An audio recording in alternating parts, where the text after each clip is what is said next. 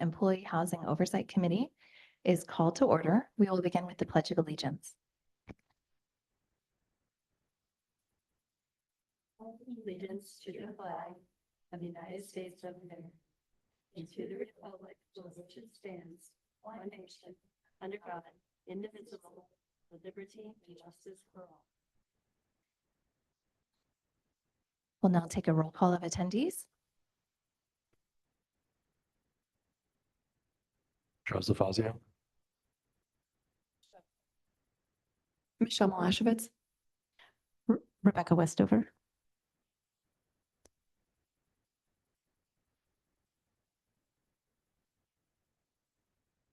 Did you go? Peter Ingram, Veronica Del Rio. We also have Counsel Phil Henderson here, as well as our Public Information Officer, Shelley Hausman. Wayne is also And Wayne is online. Thank you, from the City of Mountain View. We will now move on. Items 2 and 3 list the participants. We will move on to item 4, the approval of the agenda. Are there any questions regarding the agenda or a motion to approve it? so motioned. Is there a second? I second. Helping to set this up, I appreciate it. Wayne, are you able to hear? I don't know. Wayne, are you able to hear us? I was just thanking you for setting this up. I appreciate this. No worries. Okay, great. I second. All those in favor? Aye. Aye. Our next item is item 5. Oh, please note that the agenda was approved unanimously. Our next item is item 5, the approval of the minutes from the February 27th, 2025 meeting. Are there any questions, comments, or a motion about approving the minutes?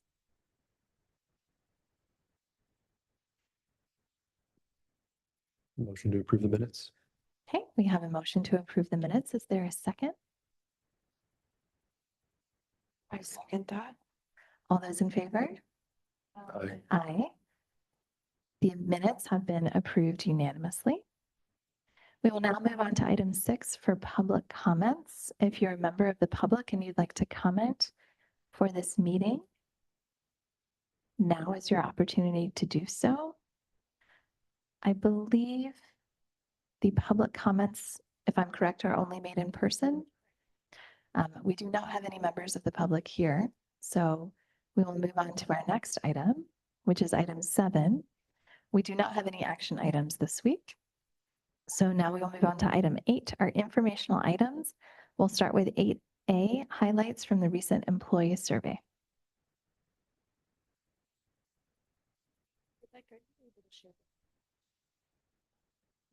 It's not.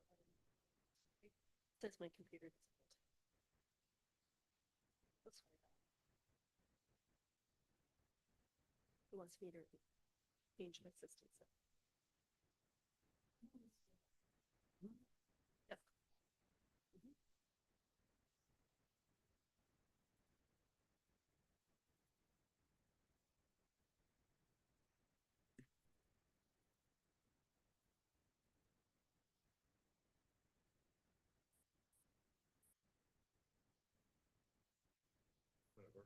Yeah, I know, right?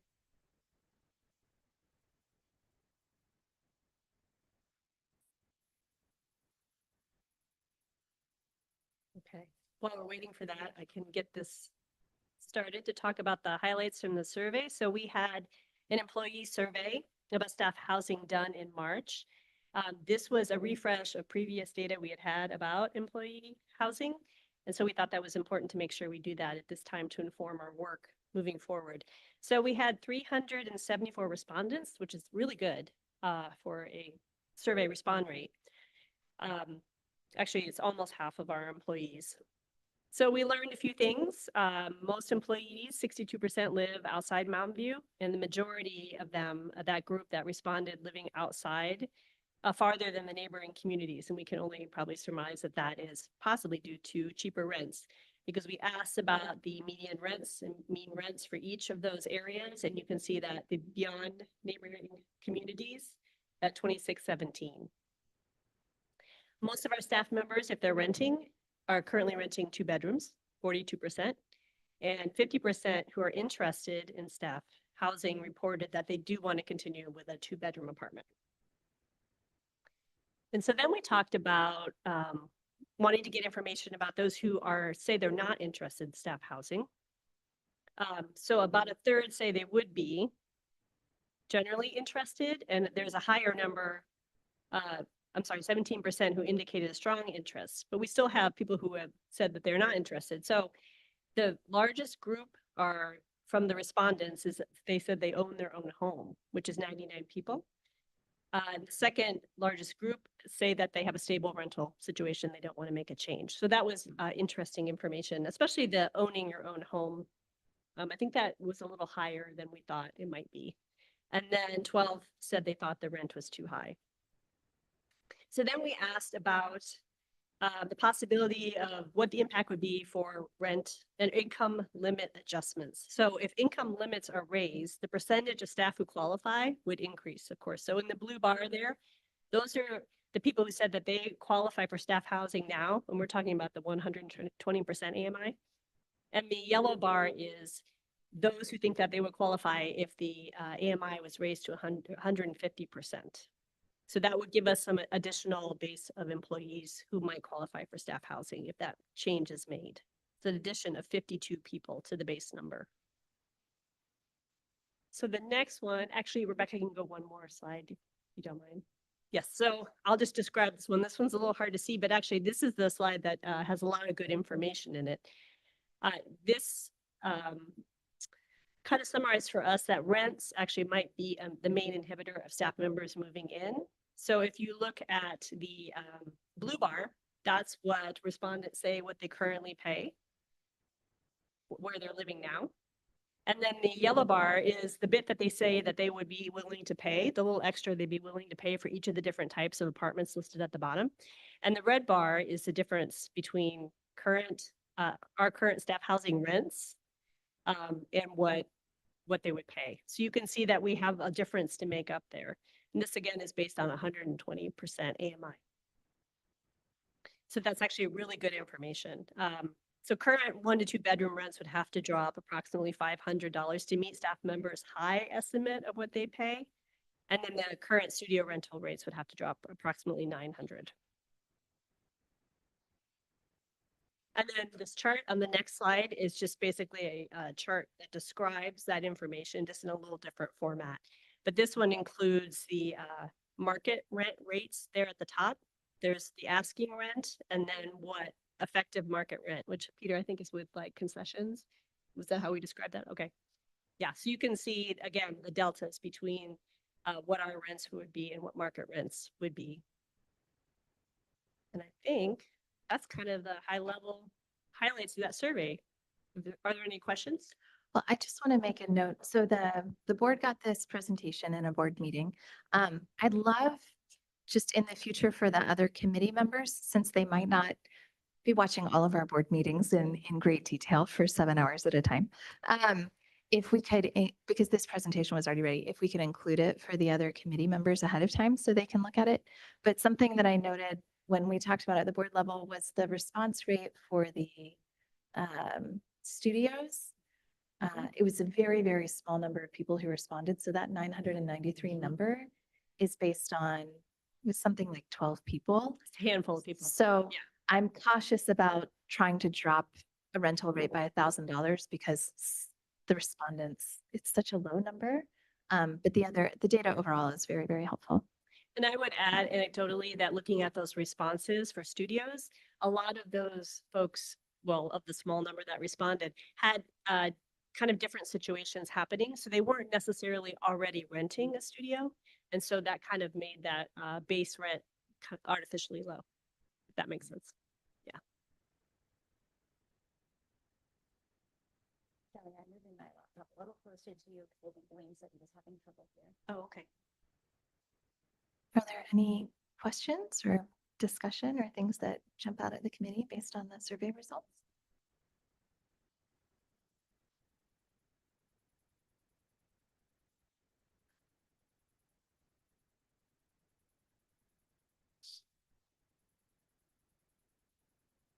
Can you hear me on the other end of this? Wayne, can you hear me?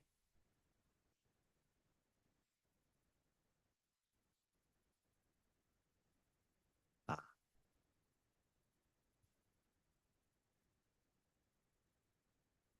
So while we're doing that, so I'm Peter Ingram. I have met some of you, but not all of you. I was um, retained 5, 6 weeks ago now, I think. It's kind of been a blur by the district to sort of help coordinate and guide the next iteration of this project and get to the um, what we call the promised land, a stable, full building that is humming along and well managed and respected out there in the world. So I'm sort of taking things as they're thrown at me and saying, what do we got? What do we do with it? And, how can we make sure that this gets across the finish line in a way that is beneficial to your employees and to the educational community at large?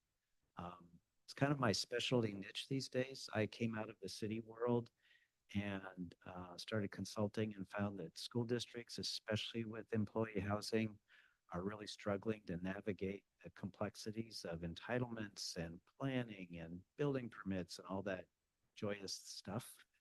No, no offense to one of our current attendees.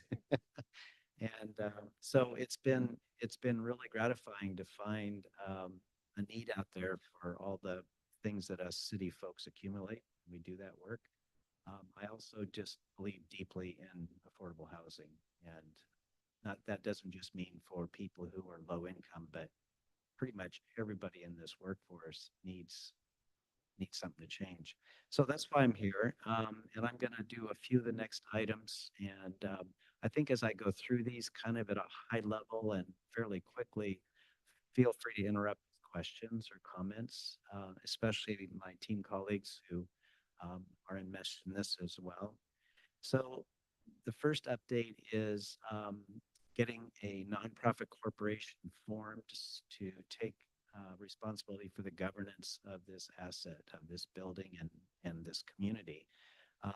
Most models in California that are working well have a nonprofit that was created by a board of trustees and delegated authority and responsibility to manage the building and to basically comply with all the rules and the laws and requirements that go with that very complex responsibility.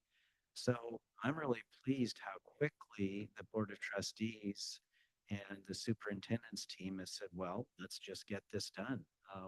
So on April 24th, the staff will be bringing to the Board of Trustees a resolution for approval, passing a resolution that would start that process in motion. It's pretty complex. I've got a roadmap here. I think it's in this, no, it's in the slide deck for the Board of Trustees. But basically, there's a number of steps once the board takes that action. Um, the same night, they'll approve the articles of incorporation for the entity and the corporation's bylaws. So basically, they're doing the heavy lifting at the front that enables the sort of the what do you call it? Granting of approvals by the federal government, the state government, and all those entities. Um, so that's what's straight ahead of us in a week's time, and it's a major milestone because that sets in motion a whole bunch of things that are important to bring this into focus and into high function. I'm going to move on to 8C. This is just a snapshot update on where we are as of this week with lease-up. So 2 lines on this little snap of spreadsheet, which is our district units. There's 34 rented, so we're at 29% in progress total, and we've got 6 city units that are rented for a total of 40. I think I understood from our property manager, we've got at least one move in this week. And there's several that are starting to show some serious interest in going through the qualifications process. And construction. Oh, want to go back? Yeah.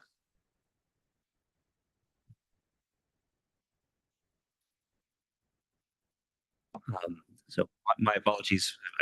No worries. These are much quicker updates than I was anticipating. So this has already gone to the Board of Trustees, I take it. Look, not all of this information. So this update right here, the board has not seen. Okay. The survey update at the beginning had already gone to the Board of Trustees. Okay, that's helpful. It would be, I think, useful for the board and then for this committee to the extent this is an update that will come back to the committee over time. I think to see a breakdown in the AMIs. I think so what we're seeing, my guess is the 80% AMI units are much easier to fill than the 120% AMI units. But that's not really captured here. Do you happen to have that breakdown available? It's available. I'm gonna have to do some cleanup and translation on it so it actually reads the way you just described. It's kind of a mishmash spreadsheet, but yeah, we can certainly provide that on an ongoing basis. Okay. That, you're right, it'd be useful information. Thank you. And then similarly for total denied, total canceled, do we collect information about why an application was denied or canceled? I'm pretty sure the property manager does, keeps that on file. Yeah, again, we could tease out sort of the main themes or reasons. Yeah, absolutely. Thank you. And to the extent that they would have, they might inform future policy decisions by the Yes. the board. So if we're finding a lot of folks are being denied or canceled for these reasons, maybe we need to make some adjustments in the policy governing this. Thank you. Maybe you covered this. What is total removed relative to total interested? What's the removal? I take that to mean that when they get a tranche of applicants, there's a first cut at are they going to qualify under the AMI rules? And so there's sort of a yes, no. So I think that's the first cut, and then it goes through the process from there. Okay, I think similarly, I'd like to see that funnel for like how they're filtering folks out earlier. Because I think with 4 denials, we're not going to probably glean much information, but with 100 removed out of like an interested pile, there's probably something useful there that we can understand.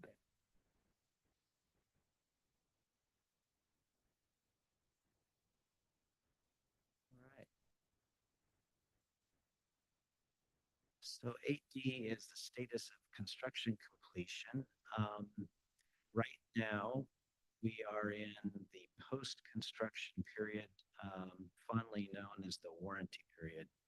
And this is where the reality of building really complex, lots of technology, high density buildings sort of hits home, especially for pioneer residents who are in that space, sort of dealing with the day to day. Oh, it worked yesterday and it doesn't work today. Well, the light's green, but it won't let me in. Just on and on. So to give you an example of this, and I should just frame it by saying, so the responsible party is the general contractor, Palisades Construction, and they have a man named Manuel whose sole purpose in life in his profession is to deal with warranty. So he catches a completed project, complete being a loose term, it's probably the city's, I'm guessing it's the building inspector sign off. At that point, it gets handed to Manuel, and then he's in charge of fixing all of those loose ends until everything works perfectly. And it's a painful iterative process because they may solve a problem this week and something will happen next week, so they got to bring it back. So he just has to keep on it. He told me that he's been in this business for 25 years. I think he's worked for this company for most of that. And he said this is the best job he's ever had. Because he said, I'm a detail guy and I love chasing these guys until we get it done. And I watched him put up a lot of flack from several subs who were like, oh, well, we have to wait until the manufacturer's rep gets here next week. No, we're doing it today. But no, when we walk out of here today, it's going to be fixed. And he just stayed with them until they're like, well, okay. So they fixed it. They found a workaround technically that was acceptable because he had done his homework. So that's sort of the space that place is in right now. And so for residents, it's hard to understand that. And so we're going to really have to up communication to make sure they, number one, understand that this is normal. And since you're a pioneer, you're sort of experiencing it in real time that most of us miss if we come later. But it will get resolved because they're all on a timeline. Um, then the other piece of this is that the buildings next door, which is, in terms of the scale, it's all the big buildings next door and the underground parking are still in the final phases of construction. We were chasing down the city staff and the developer and the general contractor to try to understand clearly when will we get a permanent certificate of occupancy for our building, which means the post office would recognize it as a place, an address, they would come in services.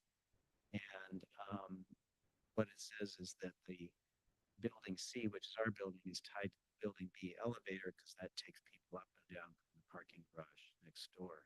And then there's a breezeway with connecting doors. So from the contractor developer's perspective, final COO would be end of May, given current pace. And we're like, no, that's not good enough. We need something quicker because we've already got people living there for 5 or 6 weeks who don't have mail service. And it's hard for package developers like UPS to, they're in their system, it may not even show the address because it hasn't been registered. So the building inspector, I think he's the assistant building official, I forget the man's name, just got in touch with him yesterday, and he said actually his experience is post office doesn't care so much about this. What they care about is how much occupancy is in the building. And he said from what he's seen in the market world, they'll wait until the owner can demonstrate I've got 50% occupancy in my building, and then they'll say, oh, that's enough for us to actually benevolently give you service. So he was going to go talk to the USPS postmaster and see if there could be a workaround to get this online quicker. So I just really appreciated he responded within hours. It was very thorough. He was like proactive and yeah, let's take this on. So I'm always optimistic. That doesn't mean I'm hopeful, but there may be something here that's different from what we had been told that's in our way of getting that solved. So, yeah, sure. Sorry, Chair, I'm a pest. But I'll turn out soon, I promise you. I have a quick question about, so I didn't have a full appreciation for amenities that may be missing with a temporary certificate of occupancy. Are the tenants paying the full rent right now? Yes. They are, okay. As an analogy in the CSFRA, the city's rent control ordinance, which is not subject to, if there is a reduction in service, you're eligible for rent reduction. Do the leases for these units include references to services or amenities that are currently not accessible to the tenants, the pioneering tenants that you referenced? I'm pretty sure the leases specify the primary amenities and probably has language and related facilities. Yeah, some parking, swimming pools, some other amenities that are not on our side of the property. I'm reasonably sure it's in there. Okay, the one we've heard, some of us are already receiving emails from tenants. I think the laundry facilities are the ones that have been elevated. If that's in the lease, it's a policy decision, but because the pioneering tenants didn't have access to amenities or facilities that are referenced in their lease, would it be a reasonable policy consideration to provide them a little bit of relief? Maybe just a quick comment on that. We actually had a meeting with residents in the building right before spring break on Friday, kind of to talk through some of the issues that we've been having with laundry and some of the other kind of startup building. We didn't offer, we gave every resident a $200 gift card to go towards laundry and all the things that they've experienced as being a new property. And then as, you know, we hope, I think Peter can probably give a better timeline on the update for when laundry is coming in, but for each week that laundry is not available, we did some research to find a concierge laundry service, and that amount doing a load of laundry a week will be covered through a gift card. So absolutely, we want to honor that this takes extra time when you have to go somewhere to do your laundry, and I'm sure that's nobody's favorite weekend activity, even if it is close by. So I think just wanting to honor that we know that it wasn't available and that there will be a compensation for it. And if they choose not to use the concierge service, then they can use it for whatever they'd like. But the intention is this is to try to help with some of that. Yeah. Yeah, just a distinction. So the laundry is really on us and it's our building because there's a laundry room on every floor. So it's a procurement thing that we're working on to solve. The latest I heard is there's an expectation all the equipment could be delivered as early as the end of this month. It's not firm, but that was the indicator from the supplier. So yeah, so that's one piece. But then there's the bigger question of, well, if my rent includes some little piece to help take care of the swimming pool that I really would like to use, what about that? Or I can't remember what some of the other favorites were offhand. A yoga studio, I think. And so we're looking into with the property manager is it could we tease out that increment depending on the rent level and how long somebody's been there and at least calculate what kind of a rebate might be offered if there was a policy decision to do that. Um, it's going to be a little bit difficult, but I'm like, well, just do it. So security has been on site since day one. Um, and other things are already going on, and that's probably taken for granted, and most people don't think of it as an amenity. So we're on, yeah, yeah. For example, yeah. So we're going to do that calculation, and at the point where we feel like we've got the numbers figured out, and we'll surface that with the staff, and it may work its way back here. Yeah. I would anticipate the shared facilities, for example, which aren't available, and yet I believe the school district is paying a certain fee per unit for those shared facilities. Um, I would anticipate that we should be able to reach some sort of agreement with the developers since those aren't available, and then prorate that for Yeah. existing residents. Yeah. We shouldn't have to be paying it, and they shouldn't have to be paying it if it's not actually completed yet. And I do know that we have not paid for some of the things like swimming pools yet. There has not been a transaction. I don't know about security, but they're checking. I think what would be useful probably for the next, I assume we'll have an update on this in the coming meetings, but basically a breakdown of the amenities, which ones are online so far, which ones are in progress, which ones don't have any sightline on, and kind of like ETAs for that. I think that would help us understand broadly what's going on. Sorry, and I have a quick question. So it was brought to my attention the storage piece that I know it had been advertised that I'm including myself because I was planning on being in the building, but that storage would be available. And I know that in the garage, the parking garage, that there's an exact count of employee apartments, and that was something that was going to be made available to residents who live there, but it was never brought. It was going to cost extra to have a storage, that extra storage there. So that was something that was brought to my attention.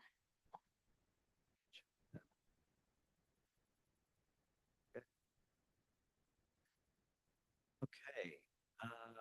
Yeah, so here's the related items. So purchases. The bullet that should have been on here is what you just mentioned, which is the laundry equipment.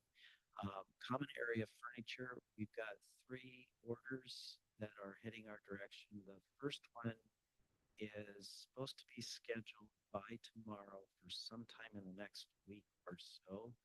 They're just trying to sync up the driver and the technicians with the availability hours over here.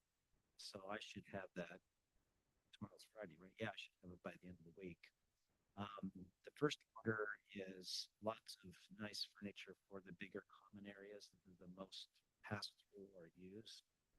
And then incrementally, there's specialty things that go into the smaller spaces scattered around the building. Parcel lockers. When we were on the site yesterday, there was discussion about the room that says parcel room, which is not huge, but the hallway that leads to it is kind of a cul-de-sac hallway, and it's got deep recesses on both sides of the mains. It's wider than this table easily. And we're all standing there looking at it, it's like, I gotta believe the designer intended for lockers to be tucked right into that recess so that come in, you get your mail over here, you walk across the hall, see if you got something in your locker, and go to your apartment. So we're gonna circle back with the district staff on the question of, wouldn't it be just fine to put them in the hall, and could we then use that room for badly needed storage for building maintenance, janitorial and supplies like that? So that's a problem that just surfaced for me yesterday. That seems like a quick and easy fix, and we could get a green light on the procurement lockers, get them installed, and I think beat SPS, but it'd be nice to see that that wasn't true. And then there's ongoing purchase of household items for the various spaces, you know, like paper towel holders, community room counter, and just things as people are using. It's like, oh, so Connie has a list that's growing and shrinking every day. And so as that happens, they go out and make purchases. Okay, and then rent concessions. So this is another item that was just recently with the Board of Trustees. These bullets summarize the programs. Oh, that's not me. Good. These bullets summarize the board's intent and how the program's going to work. And the strategy is that in the rental world, you basically have to make sure you're boosting your get it occupied the first time, that lease up period. So that was brought to, I think that surfaced in this committee before my time got vetted and eventually went to the board of trustees. So the property manager is already getting inquiries from interested employees both in the city and from the district. So the word's out, and we'll be working with language to get to Shelley so that anybody who asks inside the district has a clear description of what it, how it works, what's offered, how they can take advantage of it. And basically, it can be done as an upfront 2 free months, full free months, or it can be spread over the first, essentially the first 11 months of occupancy as a reduced rent. So the hope is that that'll generate a new group of interested potential residents, and that we'll get a nice big list going again and kind of see a nice bump in the activity level. Do you want to add any of that, either of you? Is that cover it? Okay.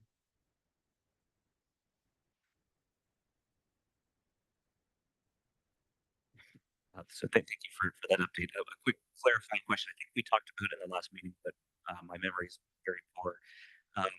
So does the tenant determine the method by which the concession is applied? So if a tenant selects the latter option, or it's sort of it's amortized over the period of that year, then there's a rent cap by policy, I think, selected by the board. So does that policy state that you can go above that rent increase cap if someone has applied for or has secured a concession, right? Because I think the intent is not necessarily, I'm guessing, right, that you didn't intend to lock in or prevent yourself from raising the rent based on the the amortized reduced rent, right? That really it's the rent that was set. That the rent increase cap would be applied. That's correct. Yeah. In fact, language that we were working on this afternoon is that at the end of however you use it, well, second scenario, if you amortize it, when that period ends, your rent goes back to what was in effect at the time, and that is your rent. And I think the language is going to be that it's a short-term concession. It's not a change in the basic rent, right? For exactly the reason, just make sure that everybody remembers that we're in these bands and have to pay attention to. So as long I'm concerned about sticker shock, right? Yeah. Depending on what that looks like, but people might very well have signed that, the lease with the concession, and then a year later have forgotten about that. And now I don't know if we have, has the board determined what that rent increase cap is? Thank you. In another life, I used to rent apartments. So typically with a lease, it states what your monthly rate is going to be. Even if you receive a rent concession, the lease document will still say that normal amount, and then they apply the concession to it. So you're signing a lease for that actual value, and then you're getting a discount each month for it. So that way your lease is not changing based on the concessions you're receiving. And then so far in terms of the rent increase, we've talked about it here a few times. The board touched on it, but we haven't landed on anything specifically because I think there's too many moving pieces right now with the potential of the land purchase. But it's something that was discussed, and I don't think the board has an interest in raising rents. But I think potentially the concern would be that, a year from now, you're going to forget that the rent you've been Absolutely. paying every month is a concession rent. And then so the rent increase you see is going to be significantly more than potentially you're expecting to, given like the policy that we set at the board, right? So I don't know how we ensure that we communicate that well. I don't know if anyone has. That's a really good point. So we'll have to have a little reminder email list, I think, as people sign up, and just make it user friendly. It's like just a reminder. Yeah. Yeah. Good flag ahead of time. Absolutely.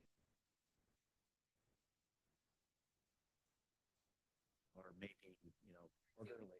Yeah. Yeah. Even every month. Yeah. Yeah. Yeah.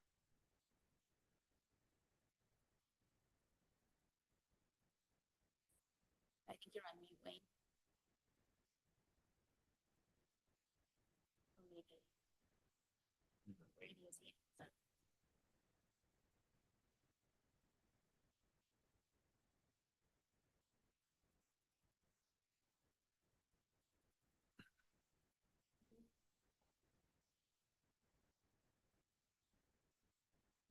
Can you hear me okay?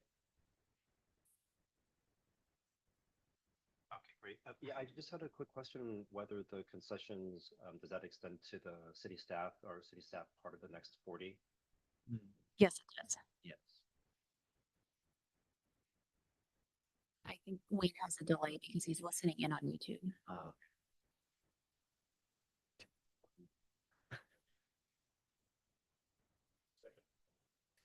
Let me try texting.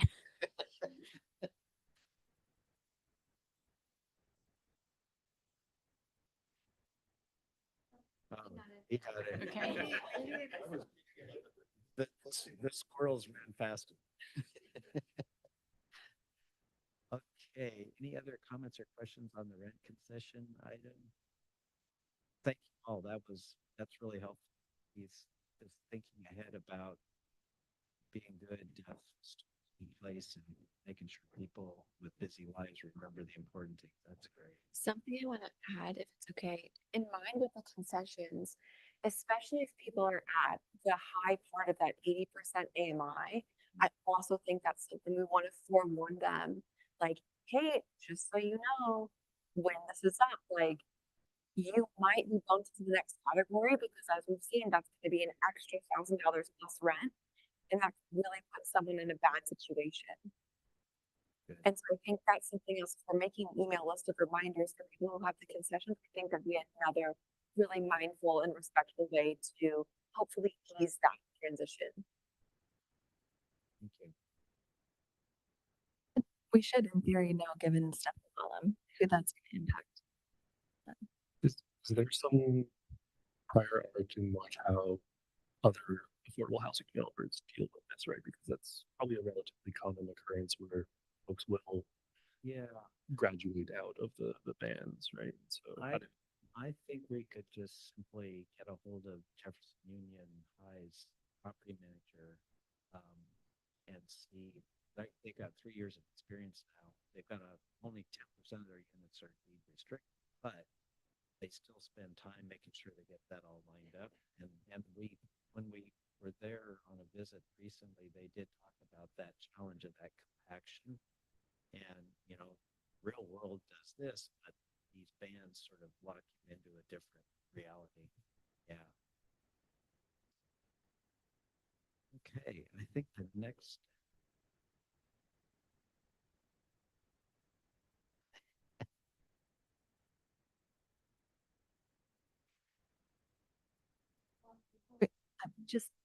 Just adding to that, we think we're hoping as things get sorted out, we might be able to bring down that 120% AMI rent anyways, in which case the jump would not be $1,000 or doubling of your rent to try and make it more affordable for people in that 85 percentile, for example. That's great news. Thank you for sharing. I think that actually is perfect for our next couple of slides. Some things that the district is working with the city on right now is we're discussing increasing the maximum AMI level to 150%. And part of the rationale for this is we have teachers and staff members that qualify initially, but then it's not that they're experiencing any great increase in wealth. It's that they are moving through step and column, naturally progressing, or they have a partner. So it's not that either have a similar income, similar lifestyle. They just get out of that 120% MI. The other piece that we're in discussions with the city on is requesting that the grace period be adjusted for our building. So right now, if you graduate out of that band, you get an additional year after your first year. So we're requesting that the city consider giving a 5-year grace period that once you graduate out of that, you would have an additional 5 years just to try to provide the stability.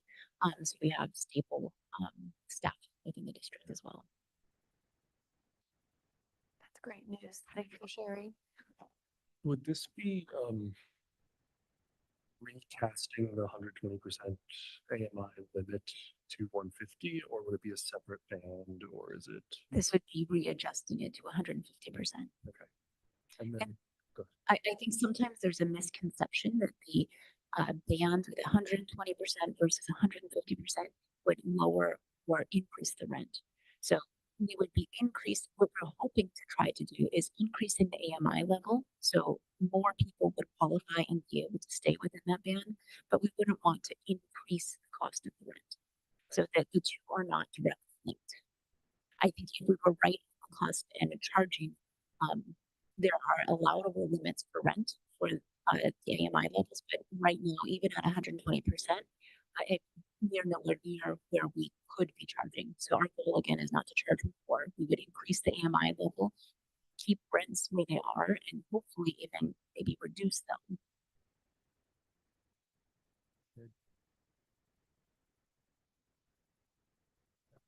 Sorry, that was very fast. A very brief presentation. So I will have an opportunity to vote on this, and I will share. I have some reservations about the policy proposal. We talked a little bit about this. So the two things I have concern about are one, modifying their conditions of approval are where this is located. So we would, after project approval, modify the condition for the benefit of the developer, Miramar, who had committed to providing certain affordability regime at the time of project approval. I can't remember if I was on the council of the project that's approved. It was a long time ago, but it's a noteworthy and unusual thing to modify the conditions of approval after a project is constructed. And in this case, the modification is in from one perspective, the wrong direction, right? We're saying we're going to make this building accessible to, it's supposed to be affordable to people who are lower income, and we're saying it will be affordable to people who are higher income than we are typically accustomed to serving through this type of program. And this is for our project. The reason we were able to get this project is because the developer sought from the city significant discretionary legislative action, general plan amendment, which is something that is rare in Mountain View. So it was, it's a significant thing the city provided, and in return, we got a significant community benefit. So it's a precedent we have to be very careful about setting. Right? We don't want every other developer, and we wouldn't, right? There's this is a special kind of project. I think that's going to factor into the policy determination, but we don't want to make it a habit for every other developer who has a standalone affordable component to come to us and say, well, we can't make this work. We're going to, we promised you this, but we're going to ask you to modify the condition. And having done it here, we have to be sensitive about treating similarly situated parties similarly, right? Because even though this is for the benefit of the district and your employees and also city employees, at the end of the day, it's the market rate developer, who has to make the formal request to the city. The other thing, that's sort of the precedent associated with modifying conditions of approval after a project is constructed. But just personally, the values issue for me is, it is affordable housing, but the reason we make affordable housing available is because there are low income people in our community who do not have access to affordable housing. And at 150% AMI, you're pretty darn close to being able to access the housing market in Mountain View. There are market rate units that are that maybe don't have superior amenities the way that this building would, but we've talked a little bit. We live in market rate units, and the rents are affordable to us. And I make $87,000 a year, so I count myself among the 80% AMI. I think that's right. So it's a hard thing for me to vote for something that makes an affordable project accessible to people who are served by the housing that exists in Mountain View. And one thing I would consider would be we have a weighted average methodology when we require below market rate units and market rate projects. So one way to offset this would be to take some other segment of units and make them much more accessible to lower income people, right? So the weighted average of the AMI remains the same as it is with the project that's approved. So you're able to serve people at 150% AMI, but now you have some additional units that serve people at like 60% AMI, for instance. So that's, and just one vote. I've got 6 other colleagues who may feel completely differently, but I did want to share just so it's kind of a surprise. And that's how I'm approaching this vote. Thank you. I think the board would be happy to advocate on behalf of our teachers and staff and students to argue for that 150% AMI, because unfortunately, affordable housing policy doesn't actually meet the needs of our school district.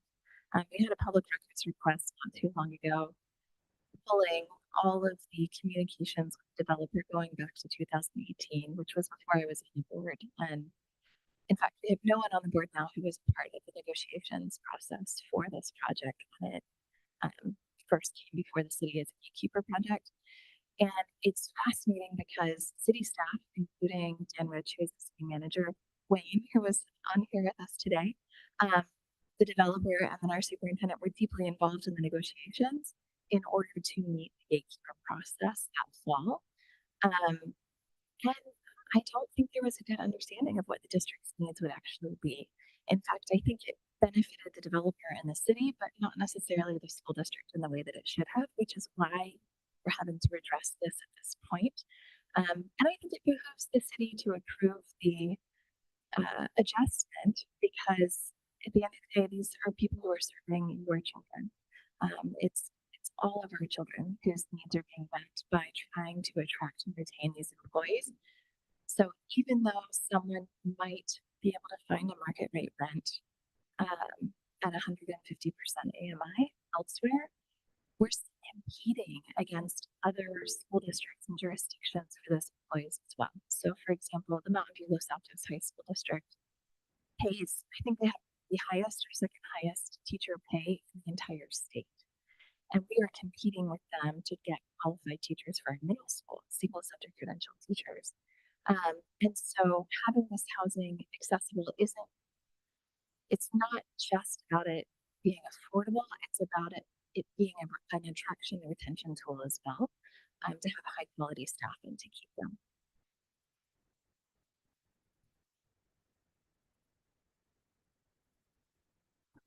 Yeah, thanks. Can everyone hear me okay? Okay, great. Thank you. Sorry for the delay earlier. Connection issues, and I think it's resolved now. I just wanted to clarify the term negotiations.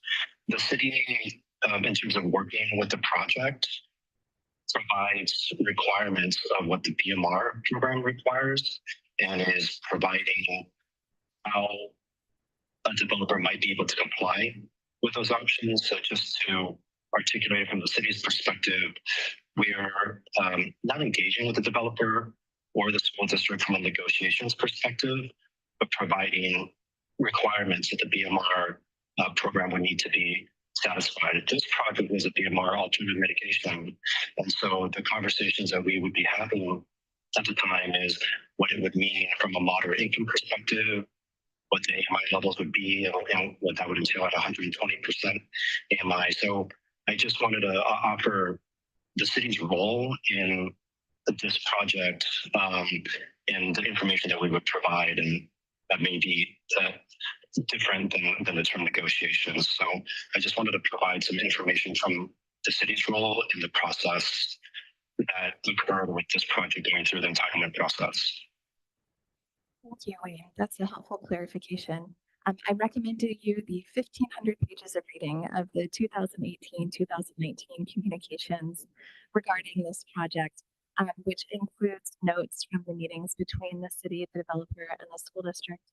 And you know, they're helpful.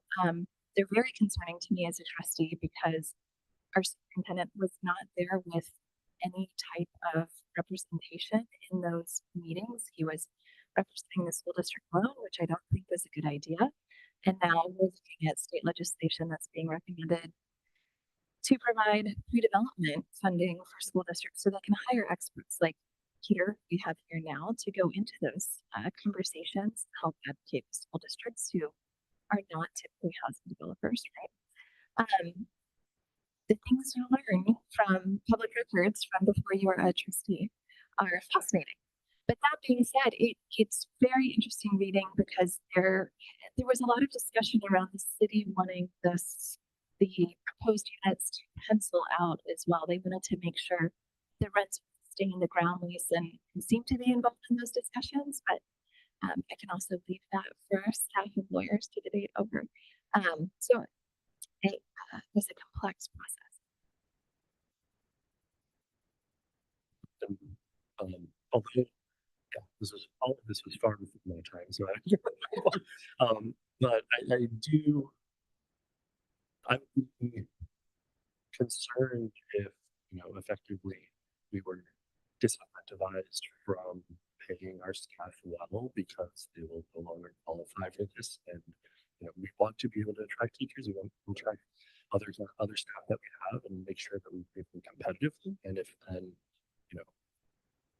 we're told to keep it lower because so that they can qualify for this, I think it's counterproductive in a lot of ways to something that again benefits the whole city, all of the kids around the city, and I think is really important for this. So there's one other point around making sure that we have most people that benefit from this and that work for us.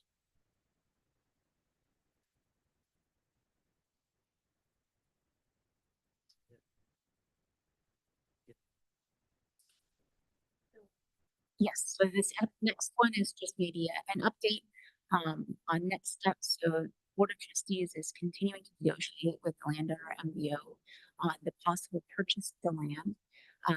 Board at our last board meeting accepted an extension to The timeline was set, so now we have until July 30th to continue those negotiations. And then that's kind of where we are with negotiations. Any questions? So up next we have, this is actually Debbie's view. When is your next committee meeting? Past practice has been to set it in this meeting to make sure that we can all make it. Okay. Given the timelines and all the work that's coming up, we've been kind of meeting every 2 months. What do you need from us as we get ready? Our last board meeting is going to be in, I think it's June 12th or something. It's early June. Are there things that you need this committee to weigh in on with a certain amount of time before then? I think for right now, because there's so many moving pieces, I don't know if there's anything for this committee to weigh in on. I think much of the work is going to be done with the Board of Trustees. Peter and Phil, do you have any other thoughts?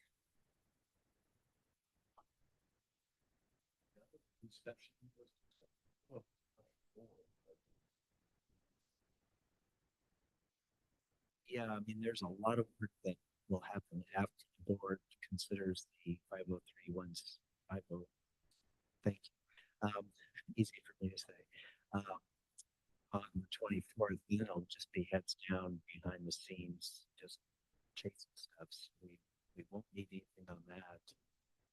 I can't think of anything in the near future that would be important for us to have.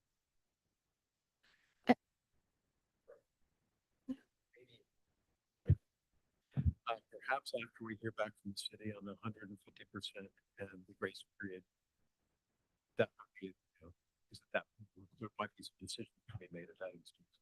Yeah. After the staff, we have a council decision. Probably after the council decision. Because I mean, staff discussion is great. The council decision is probably the triggering event. I agree. And I think there's from what I understand, there's still people at the district that are kind of waiting for updates. Like I continue to get asked, like, what's the next housing committee? Like people want to know. And so I do think like the frequency of it, like even all of this is a lot. So I'm still processing all of it, and I have people that want to know what's going on. I'm going to try to digest it and regurgitate it to them. So I do kind of appreciate like meeting frequently to hear what's going on, hear how it's going, because so much stuff, even like that you shared, so that how people reach out to you, like I think it's really important to hear back about those sorts of things on this board. I would be in favor of meeting sometime in May, but maybe towards the end of May, which is sooner than otherwise. If we follow the keynotes we've had, we'd meet in June. But I'm worried that so many people are gone in June, and part of this committee is advising the board, but part of the function of this committee is that communication piece with the public, and the board doesn't have time to go through all of this in such detail in every board meeting. If people are available in May, would that be amenable?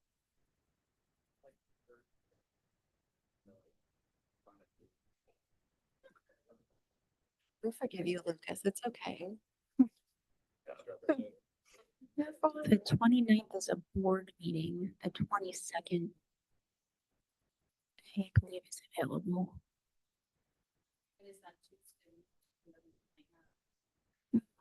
No, there's a board meeting on May 22nd. Oh, we're not saying April. We're saying May. Maybe I'm in the wrong month. You're in the wrong month. May 29th or 13th. Oh, why do I have? Okay.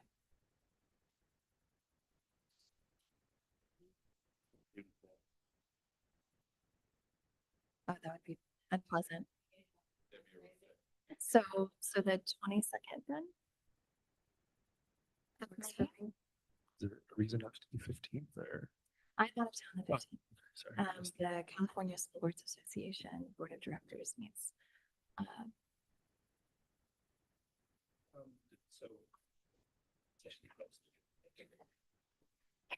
I'm okay with May 22nd, but I'm curious if the chair has the discretion in the event that there isn't enough material to justify a meeting to say, at least it's on our calendars, but you can say there isn't enough materials, that meeting is canceled.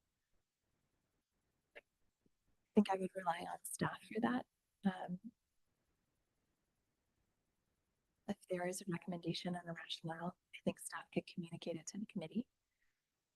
If that seems There is reasonable. authority to cancel the event. Okay. Yeah.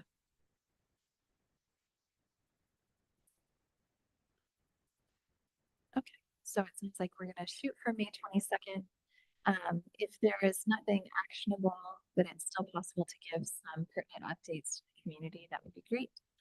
And then if there's none of the above, then we will reschedule. Yeah, the interest in discussing the next meeting, I think it would be nice to have some of the like slides ahead of time.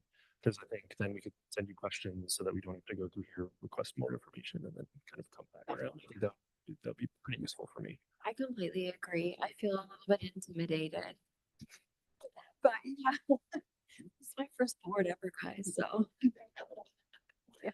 But I think it would also be helpful for the public. So when we share our agenda, much like do with the school board meetings, if we can have as many of the attachments and presentations available as possible. I know it's not always possible, but as much as possible ahead of time for the participants as well as for the public, I think that makes our discussion richer.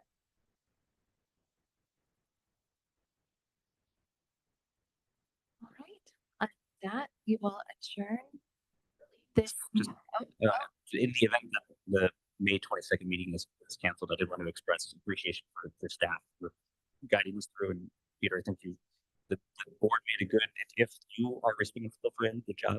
He's great. Superintendent there brought it in, but yes, we do pay it. So we'll take some of the credit. No, he's been a wonderful addition to our team. I know all of our staff have been working so hard on getting this project done. Having somebody to kind of pitch in and really focused on this has been huge. So, And Wayne as well. Oh, yeah. And he's been very helpful for me, just helping prepare for these meetings. Thank you. We have, right, because I think there were some questions earlier about the status of different things. If we have like interim, should we just reach out to you out of there to say like, have the things arrived by the end of the month like we were projecting, et cetera? well, I would say for the trustees, we should reach out to Superintendent Bear probably, and he will be our go through there. But if other committee members have questions, please do reach out to Peter. Yeah. Thank you. We will adjourn this meeting at 6:53 p.m.